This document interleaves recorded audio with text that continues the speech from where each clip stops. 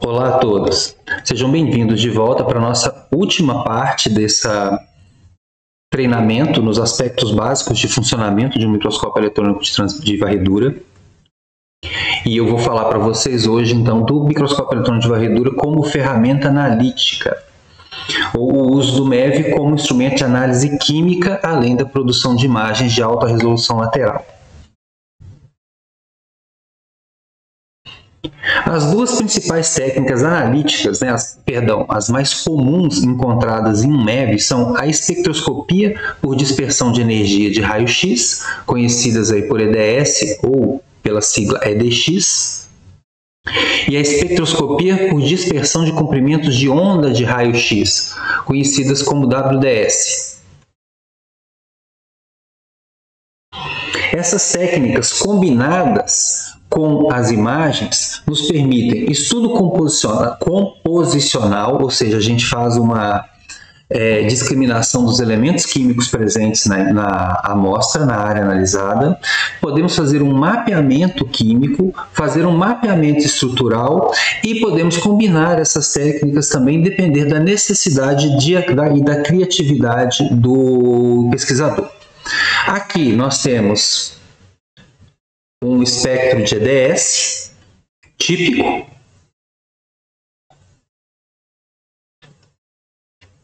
E aqui um mapeamento de EDS, onde o cálcio, o magnésio, cada elemento químico observado na amostra recebeu uma coloração diferente, que permite então que na imagem a gente localize a origem daquele elemento. E aqui do lado o mapeamento de orientação cristalina dessa mesma região mapeada aqui à esquerda.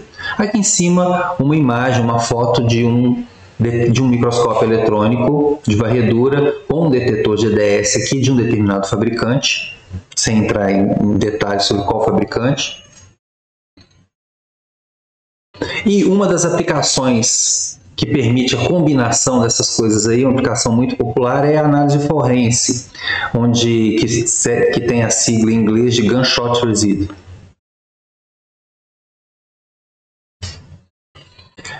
Voltando aqui para aquela fotozinha que vocês já viram em outra análise, apresentada agora duas fotografias, a fotografia de frente, onde a gente tem o canhão de elétrons, o detector de elétrons reto espalhado, o detector de elétrons secundários para alto vácuo, o detector de elétrons secundários para baixo vácuo. Olhando por trás, a gente percebe um pouco mais de detalhes nessa câmera. A gente tem aqui o ETD, o backscattering, o LFD. Aqui uma amostra em cima de um porta-amostra específico para um único stub. Stub é essa partezinha prateada que está aqui, que é o porta-amostra de fato. A amostra a ser analisada, ela é fixada na superfície desse suportezinho de alumínio. O porta-amostra pode ser de uma única amostra, como nesse caso, ou pode ser um porta-amostra que tem um prato aqui que permite a fixação de vários desses stubs. Chegando em diagonal aqui, eu vou destacar para que vocês percebam com mais clareza aqui, chegando na diagonal, por trás do canhão, nessa foto aqui não dá para ver, está o detector de raio-x. Ele que é o responsável por coletar e discriminar os raios-x que são gerados na amostra e informar para a gente, através dos quais, na verdade, a gente tira informação de quais são os elementos químicos que compõem a amostra.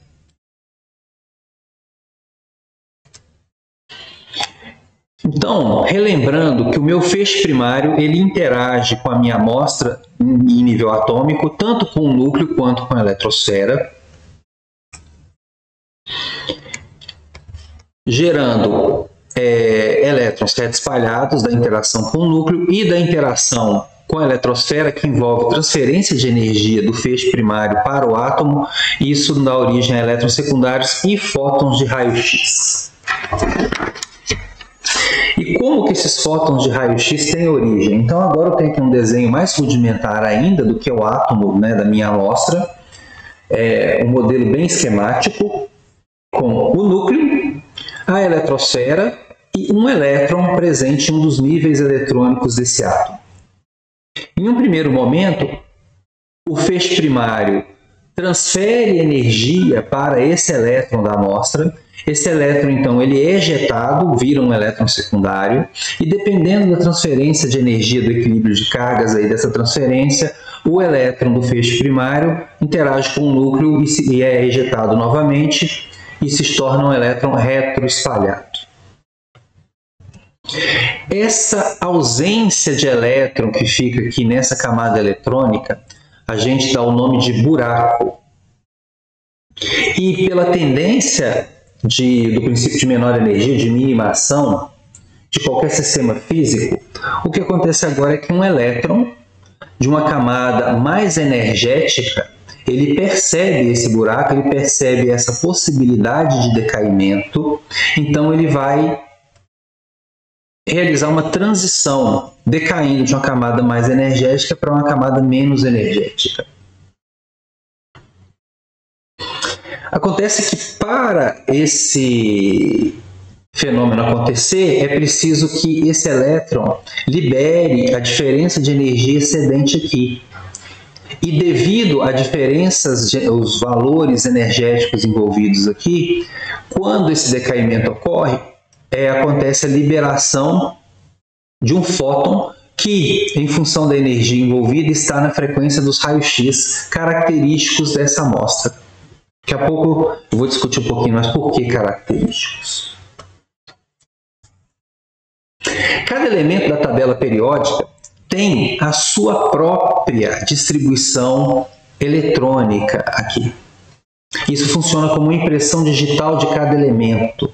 Então, detectar essas transições entre esses níveis significa detectar essa distribuição eletrônica do material. Então, ao detectar a energia do raio-x ejetado nesse processo, a gente consegue identificar a natureza do átomo envolvido. Por isso é chamado de raio-x característico, porque ele identifica, ele é característico do material analisado.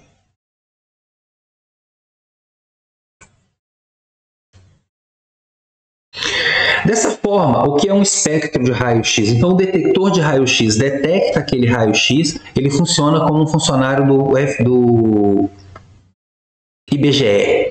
Ele faz uma distribuição da população de fótons de raio-x que o atingem em função da energia que esses raios-x têm. E apresenta como uma forma de espectro, uma distribuição populacional mesmo. Para essa energia 0,9 aqui foram contados muitos fótons, do mesmo jeito para uma energia um pouco abaixo de 1,8, para essa energia em torno de 8,10 keV também foram contados muitos fótons. Então, essa é a cara de um espectro típico de raio-x. Como cada elemento tem a sua própria distribuição energética, cada elemento tem um posicionamento nessa distribuição aqui muito característico. Então, é possível identificar o elemento que forneceu essa linha de distribuição.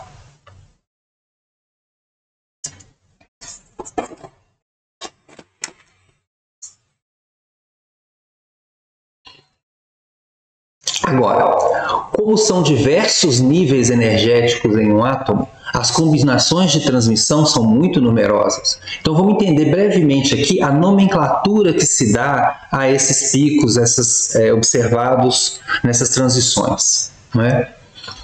Cada nível atômico, nível eletrônico, dentro de um átomo, nível energético, ele é nomeado do mais interno para o mais externo em ordem alfabética a partir da letra K. A curiosidade, essa nomenclatura ela foi criada por Charles Grove Bachelor e ela não começa com a letra A, porque quando esse processo de nomenclatura foi desenvolvido, quiseram deixar aberta a possibilidade para raios-x de energias ainda menores, que não foram descobertos à época, e que porventura pudessem ser observados. Então, de A até K era a janela de possibilidade de nomenclatura para essas linhas. Então, lembrando, um pico observado no espectro de EDS, ele vai receber o nome de acordo com as linhas envolvidas na transição. Então aqui em vermelho eu tenho uma transição que acontece da camada L para a camada K, da camada M para a camada K e da camada N para a camada K. O pico recebe primeiramente o nome da camada onde o buraco inicial foi deixado, de onde foi arrancado o primeiro elétron secundário. Então, nesse caso, o primeiro elétron foi arrancado da camada K, então chamado pico K. Se o decaimento aconteceu de uma camada L para ele, se a energia é relativa a essas duas transições, o L é o primeiro depois do K, então ele recebe a letra grega alfa. Então, pico K alfa. Como o M é o segundo nível de energia depois do K, ele recebe a letra grega beta. E assim por diante.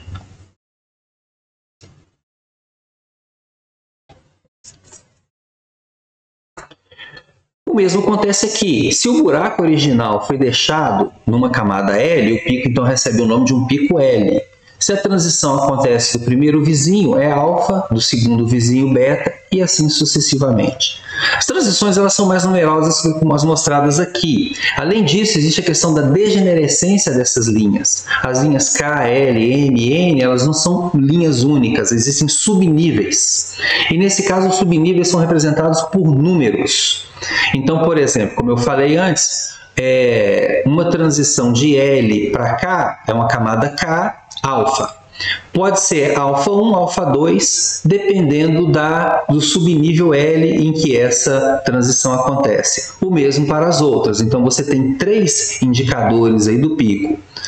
A letra maiúscula K, L, M, N e por assim por diante, para dizer qual foi de onde a transição aconteceu.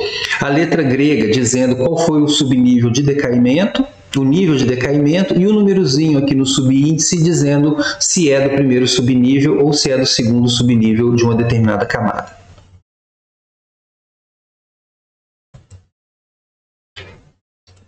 Algumas observações a respeito dessa geração de raio-x.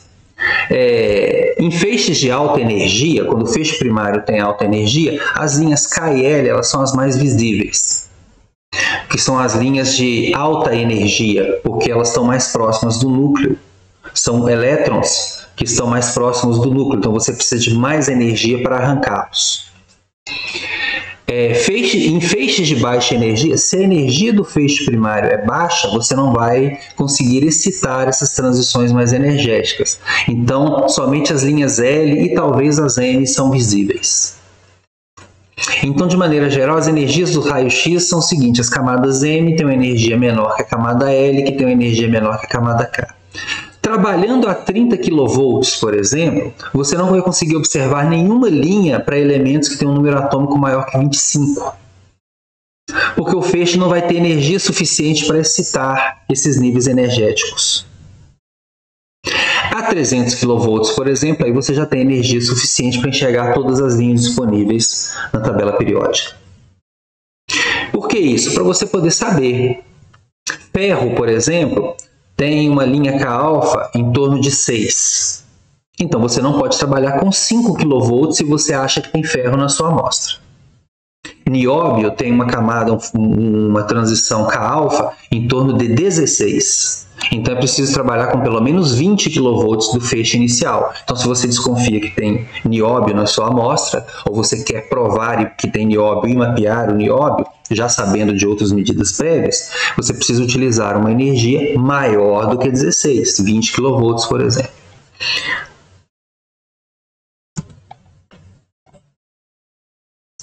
Como eu já falei antes, são dois tipos de medidas mais populares, o EDS e o WDS, que é a espectroscopia de dispersão por comprimento de onda, WDS, Wavelength Dispersion Energy, e a espectroscopia por dispersão de energia de raio-x, que é o EDS. A rigor, não é adequado pensar no WDS como uma técnica satélite de média. Ele é uma técnica autossuficiente que necessita de um microscópio para que ela funcione. Não é? Existem algumas particularidades no WDS que a tornam mais especial.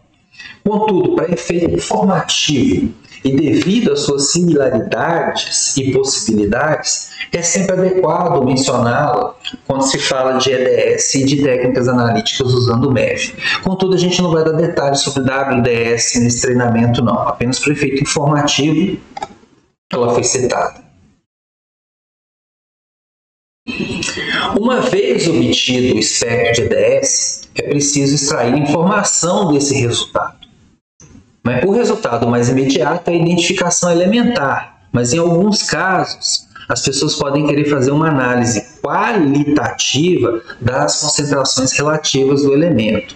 E alguns cuidados são sempre têm que ser tomados nesse processo. O primeiro deles, todos os picos observados devem ser identificados. E isso pode ser feito manualmente, utilizando uma tabela de emissão de energia de raio-x, ou automaticamente. Geralmente, os softwares de aquisição de espectros de EDS, eles já têm um banco de dados que fornece as possibilidades para aquele pico observado. É preciso que o operador confirme se aquele resultado, aquela identificação apresentada, faz sentido ou não. No caso de uma identificação manual, o que se faz é simples, observar a posição do pico. Por exemplo, aqui eu tenho um pico um pouco abaixo de 5,5 keV. Então, de posse de uma tabela, a gente observa aqui,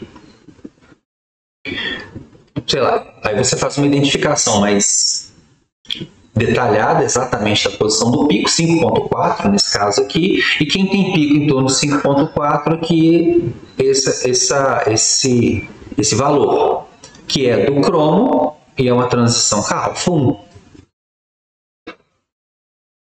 Ok, se esse cara é cromo Ka-alfa, esse tem que ser cromo Ka-beta, então a gente segue aqui na tabela. O cromo Ka-beta está em 5,95. De fato, esse pico aqui ele está bem próximo de 6, então bate com o cromo Ka-beta. Ferro Ka-alfa, vamos ver aqui, alguma coisa um pouco antes de 6,5, 6,4, ferro Ka-alfa. Então a identificação é feita por comparar a posição dos picos com as posições em bancos de dados. Lá na primeira aula eu falei que dos sinais gerados, elétrons secundários, elétrons reto espalhado, elétrons OG, raio-x característicos e raio-x de Bremsstrahlung, raio-x do background. São fótons de raio-x que perdem energia por uma série de interações com um átomo ou com a sua amostra antes de ser detectado, e eles não trazem mais a informação original da transição da qual eles se originaram. Eles têm uma energia espúria, dispersa, apenas fazendo pano de fundo, background. Esses caras têm que ser removidos. Aqui então um exemplo, né? Ele tem esse formato, essa parte mais clara que é o background. E para uma comparação de concentrações relativas, esse background tem que ser removido, então ele tem que ser reconhecido e extraído para ele não ficar acrescentando valores espúrios aqui para cada pico, alterando a concentração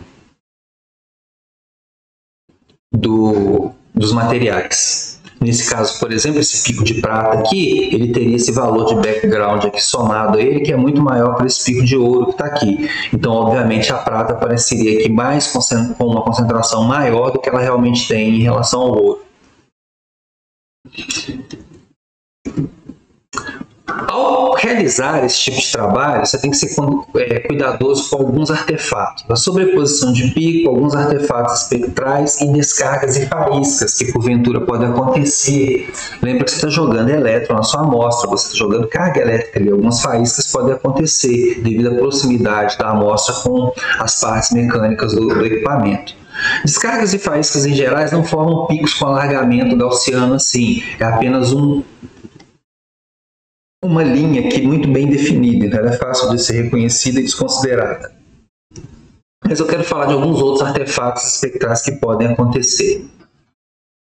Aqui é apenas um esqueminha de como a medida acontece. O feixe primário atinge sua amostra. Se ela for suficientemente fina, parte dos elétrons serão transmitidos. Os sinais gerados de raio-x, então, são espalhados, atingem o detector. que comumente consiste em ter uma janela de berílio e um detector de silício dopado com lítio. É um dispositivo semicondutor. O fato de ser um detector baseado numa tecnologia de silício-lítio tem um artefato chamado pico-escape. É o seguinte, o silício ele tem uma emissão K-alfa de 1,74 eletronvolts. Ou kV, se eu não me engano. Acontece que ele absorve, então, a energia do raio-x que chega nele. A probabilidade disso acontecer é baixa, mas acontece, então não são todos os fótons que são absorvidos, mas alguns são. Então, a energia final desse fóton que vai ser detectado é a energia original que ele tem menos o 1,74 que foi absorvido aqui pelo detector. E isso é apresentado no espectro na forma de um pico bem pequeno, deslocado do pico principal por exatamente 1,74 kV. Isso é chamado de pico escape. Então, às vezes, você tem o pico principal do seu material, nesse caso aqui é do cálcio, onde a transição K-alfa tem uma energia de 3,9 keV, mas é detectado esse pico pequenininho aqui, ali em 2,16, que é o pico escape do cálcio devido à absorção do detector. Um outro artefato muito comum em um espectro GDS é o pico soma. Isso acontece quando dois fótons que têm a mesma energia são emitidos em intervalos muito curtos de tempo. O detetor, então, ao receber esses fótons, não consegue discriminá-los como dois fótons separados. Então, coloca no pacote como um único fóton que tem o dobro daquela energia. Aqui um exemplo. O titânio K-alfa, ele tem um pico, uma transição em 4,4 kV, mas é comum encontrar alguns picos em 8,8. São chamados picos soma. E os picos soma das transições satélites, que vem aqui, K beta e por aí vai. Por que é importante você identificar esses caras? Porque essa área debaixo dessa curva aqui, ela deveria estar aqui. Então, na utilização desse espectro para o cálculo de concentração de titânio, utiliza-se a área do pico. Então, nesse caso, se você utilizar o pico do titânio K-alfa para esse estudo de concentração, você vai estar medindo menos do que deveria, porque uma parte dele veio para cá. Então, isso tem que ser considerado também.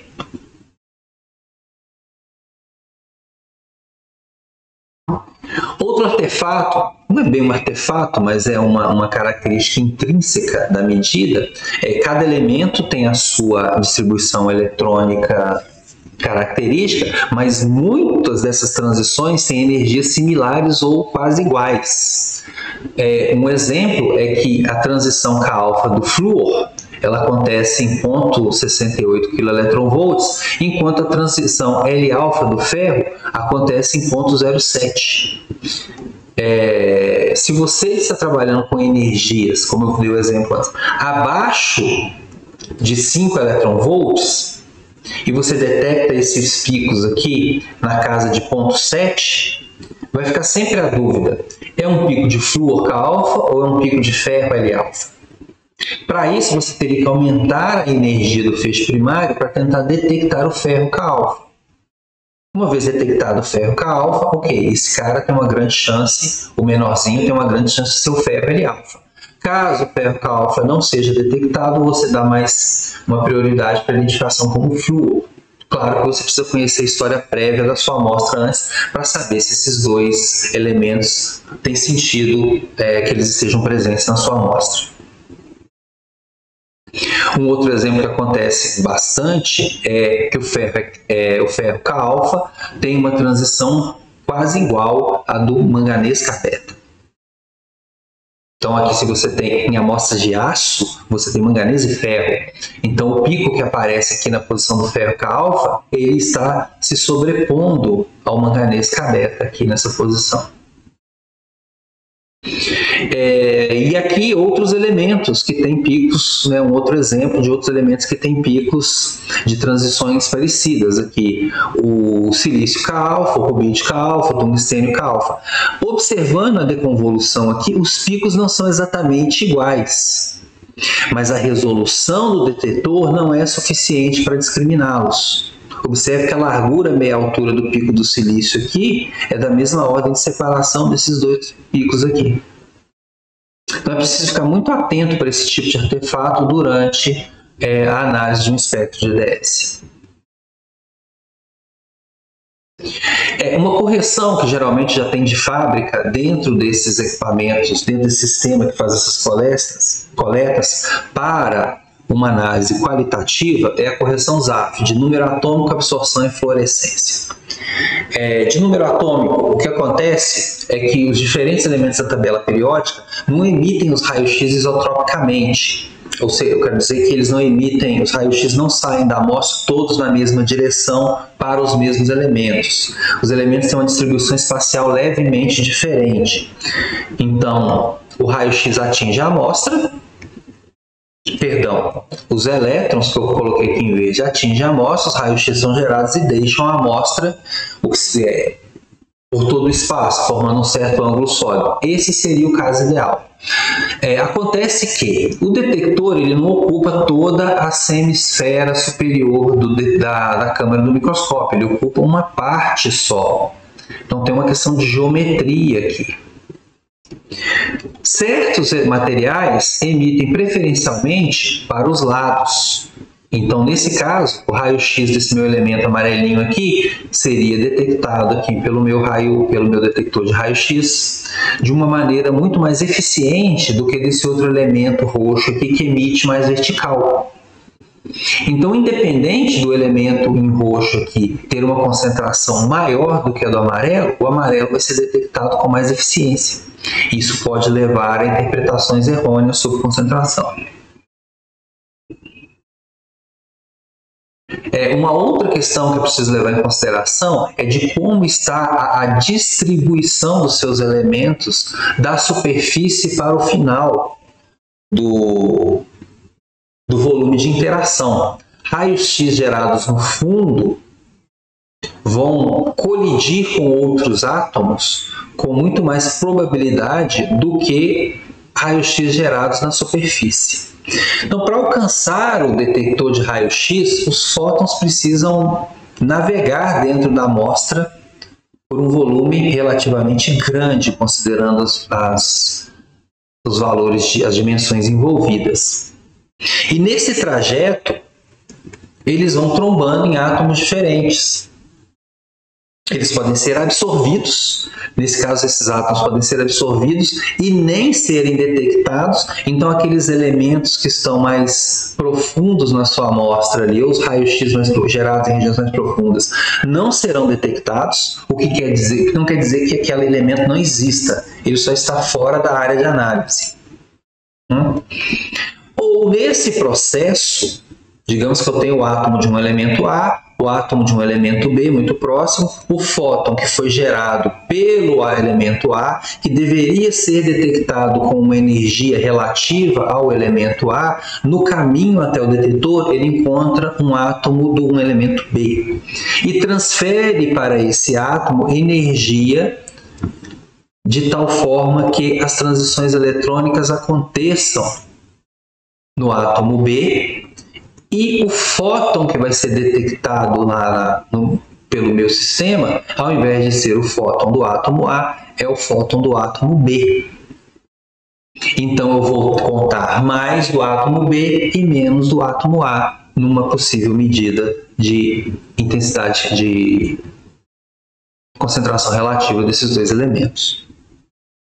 Por isso, esse é o fenômeno de fluorescência de raio-x. Por isso que é preciso ter esses fatores de correção ao fazer medidas quantitativas utilizando EDS. Como vocês perceberam, existem muitos artefatos e muitos problemas para você tirar informação quantitativa do EDS.